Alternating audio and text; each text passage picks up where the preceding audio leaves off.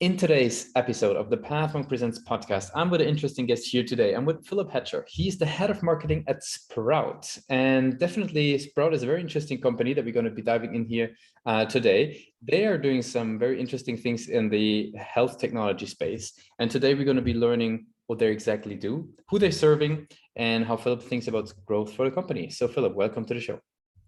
Thanks for having me, Lucas. Awesome. So give us that 360 overview. What is Sprout all about?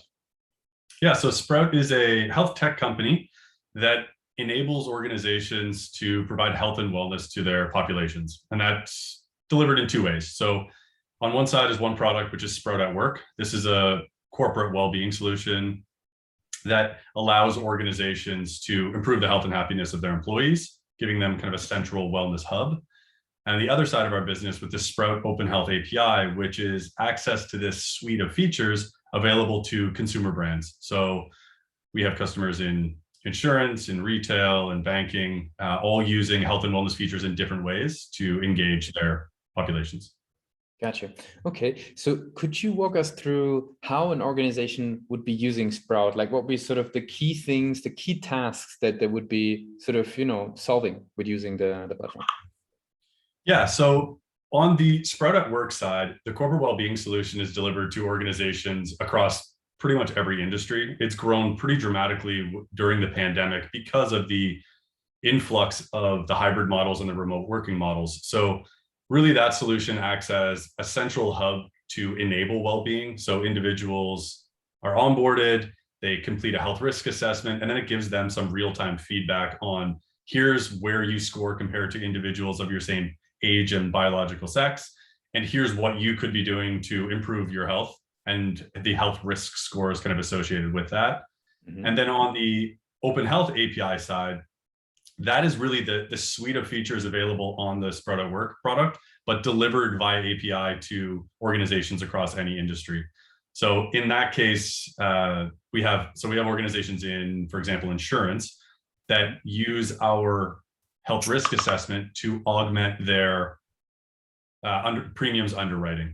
Then we have organizations in retail that use it as a customer engagement platform. So delivering, so for example, let's say a grocery store could use it to engage by saying, here's how you score overall health, and here's how you could improve that health, and here's what you could focus on.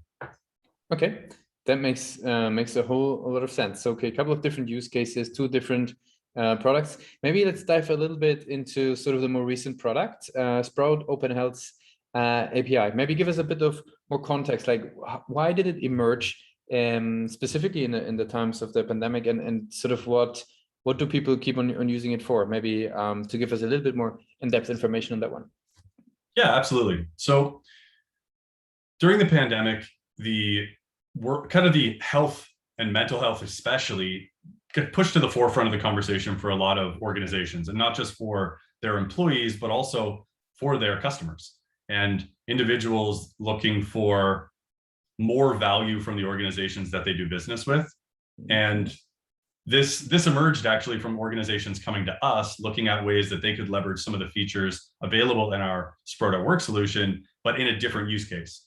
So really allowed us to, during the pandemic, to pivot to serve those groups. And what was the most exciting piece to us is in the workplace wellness solution, you're delivering it to an individual during their time with a particular employer. But obviously people change organizations.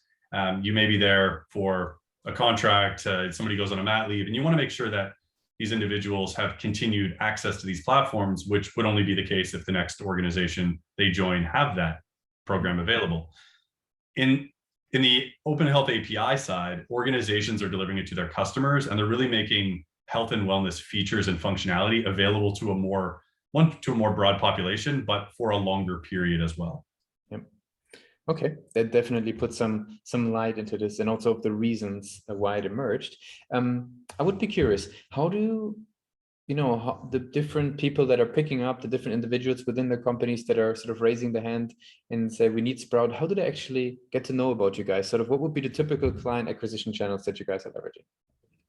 Yeah, so on the Sprout at Work side, the HR route is usually who we're dealing with. So we're dealing with individuals across HR, from people in culture, learning and development, HR generalists, who are most often in charge of that, like kind of corporate culture, workplace well-being side of the business. Mhm. On the API side, we more often deal with individuals in product innovation strategy, sometimes in marketing, as this gives them access to essentially enhanced persona data for individuals. So it varies a bit by industry. I would, on the API side, the consultants are often a part of that conversation as well, where individuals aren't necessarily looking for health data or health features, but really what they're looking for is a solution to help them better engage a customer, or how can a retailer better drive brand loyalty, because online shopping obviously has made it kind of ubiquitous across most companies.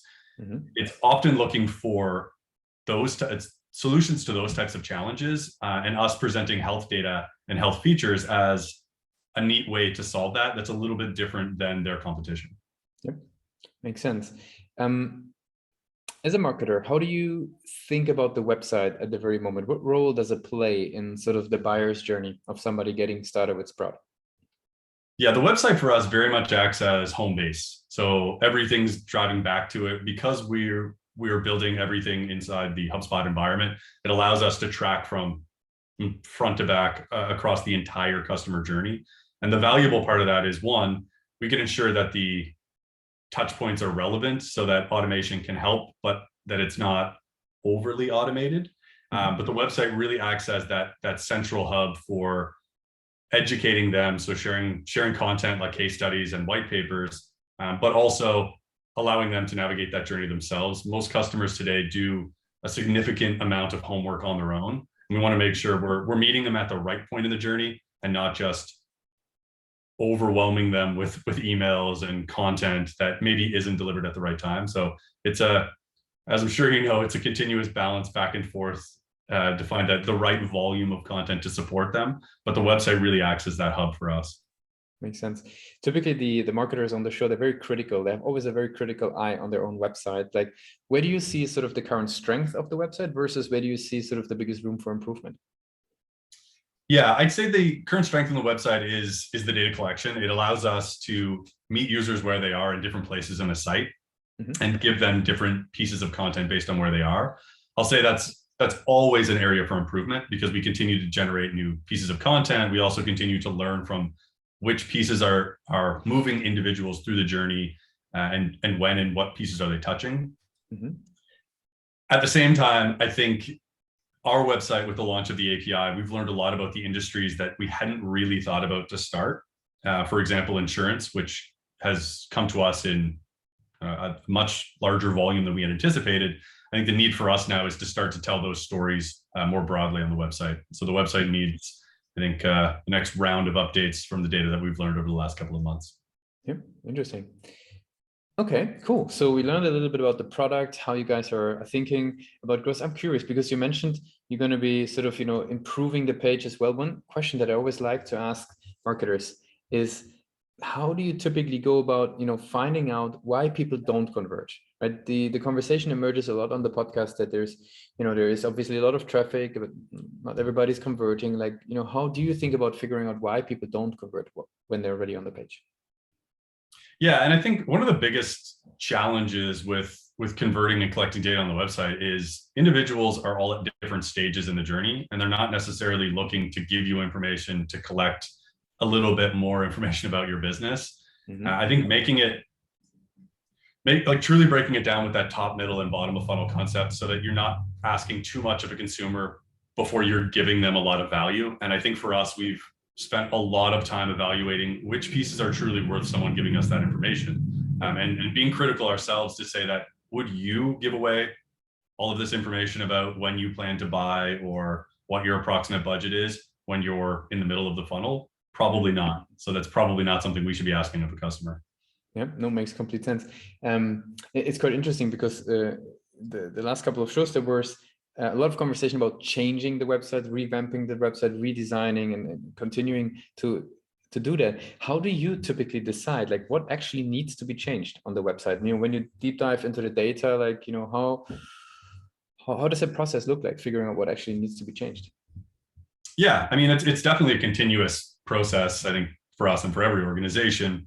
We did recently go through a complete web refresh. So we went through a bit of a rebrand, and reflecting that across all of our digital properties. I think the what really guides the way for us is data. When we're looking at which pages are converting, if there's something that we've spent a lot of time and effort on and it's not really moving the needle for us from a lead gen perspective, we need to take a critical view at why, where are they leaving in this, at what point are they bouncing, what other pages are they viewing. Sometimes for us, it can be about telling the right story to that right population, especially when we talk about the Open Health API, because it applies to so many industries. It really needs to be a concise story for each of those individual verticals.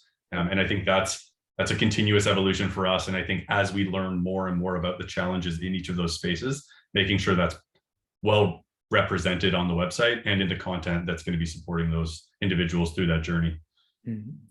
I want to switch gears a little bit and talk with you a little bit about sort of your own journey within marketing. You've had some very interesting roles. We're running even your own marketing company. I'm curious, there is a whole lot of content out there in regards to digital marketing. Like, how do you decide like which places to read and how do you filter out? Like, what are your go-to places to keep on educating yourself versus, where would you say that's something that you would maybe filter out? Yeah, I mean, I don't know if there's a platform or a property or even an individual that I would necessarily filter out, because I think great ideas come from so many places in marketing. Mm-hmm. The one thing I have learned is there's no silver bullet. So if you follow one person, you get one great perspective, but to follow 10 other people, you're going to get slightly different views on the similar topics. Mm-hmm. In terms of the channels I go to most often, there's not really a central spot. I mean, I love podcasts. I read a lot of blogs and a lot of books, but it's really whatever the challenge I'm going through at the time, from whether a business perspective or even just something that catches interest. I mean, there are a lot of conversations, especially around data and personalization right now, that are very prominent in the marketing space. And I think everybody's been talking for so long about data collection. Really, the challenge is how do you actually use the data?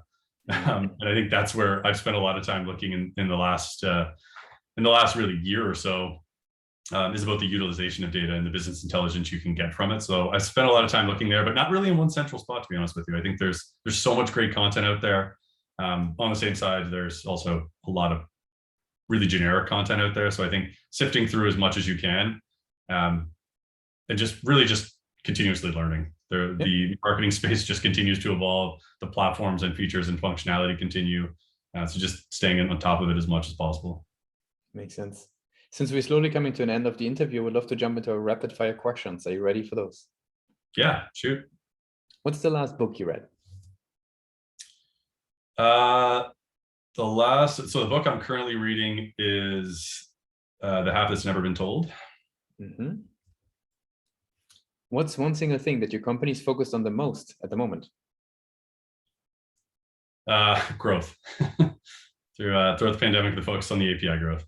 Mm-hmm. If there would be no boundaries in tech, what's the one thing you would fix for your role today? True AI. Mm-hmm. What is the last thing that kept you awake at night about the company?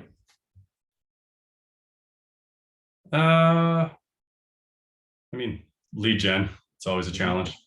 Mm-hmm. And if today would be your very first day, you joining Sprout, what's the one advice you would give yourself? Fail fast and fail cheap. We got to try a lot to figure out what works. I think that's the best approach. I love how you add the cheap in. Typically you hear fail fast, fail better cheap rather than expensive. That's pretty good.